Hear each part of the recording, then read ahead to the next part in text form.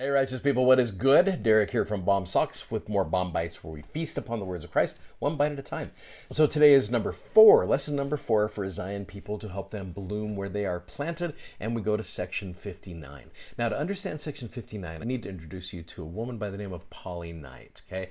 Sister Polly Knight, wife of Brother Joseph Knight Sr., such good friends to Joseph and Emma Smith. In fact, let me read to you right from the Come Follow Me manual about Polly. It says, Polly and her husband Joseph Knight Sr. were some of the first believers in Joseph Smith's prophetic calling.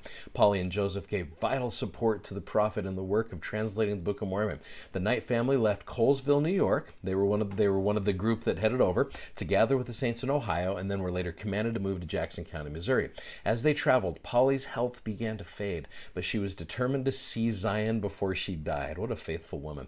She had been in Missouri only a few days when she passed away.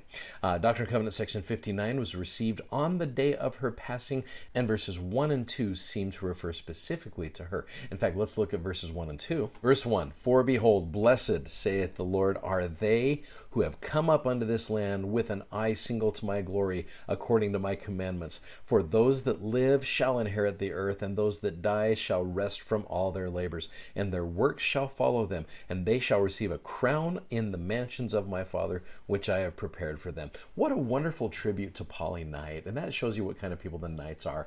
You can go back to one of our previous episodes where I introduced to you Joseph Knight. Joseph Knight's a great guy. The Knight family was just wonderful. What a fitting tribute that the Lord gives to Polly Knight here. I love that. Okay, so verses 3 and 4 have a little bit of application for us.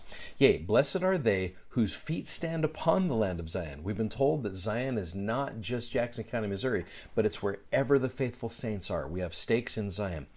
Who have obeyed my gospel, for they shall receive for their reward the good things of the earth, and it shall bring forth in its strength. So you got blessings of the earth, and they shall also be crowned with blessings from above. Yea, with commandments not a few, and with revelations in their time, that they are faithful and diligent before me. So it's interesting. You are crowned with blessings of this earth and blessings from above. And what does the Lord do? He says, if we keep the commandments with an eye single to the glory of God, then we will get commandments not a few. So more commandments. Yay, this is exciting, right?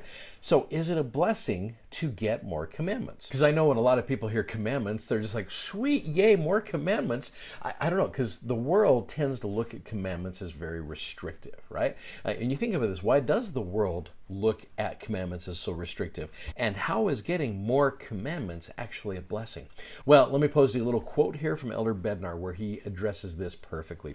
He said, many times young people, and I think it's not just young people, I think it's every people, they think obedience is constraining and restricting. I testify that obedience to the doctrines and principles of the gospel of Jesus Christ is the only way to ever be free. Sister Bednar is free to play the piano. Sunday night in our home, she went into the front room, sat at the piano, and played beautiful music for a long period of time. She is free to do that. I am not. She has been obedient to the law of the harvest. She has prepared herself by practicing for many, many years.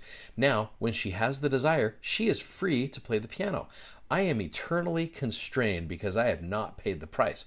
I have not practiced. She is free. I am not. She is free because she was obedient to the requirements that brought freedom.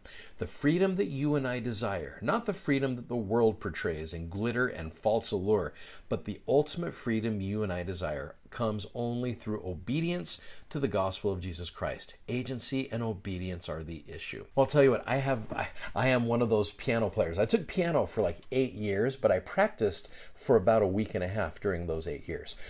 In fact, I remember my piano teacher, he'd say, when did you practice last? And I was like, you were there, right?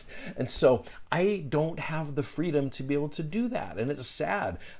My son, one of my sons I have several of my kids who have taken piano lessons. I do have one son who is pretty dedicated to his practicing, and I watch him move freely about the piano, and it is inspiring. It is a gift to be able to do that. So when you are obedient to commandments, it gives you more freedom. So when the Lord says, you're going to be crowned with blessings from above and here, and because of that, I'm going to give you more commandments, that should be an exciting thing for us to show us that here's the Lord saying, I'm going to give you more opportunities to be able to be free.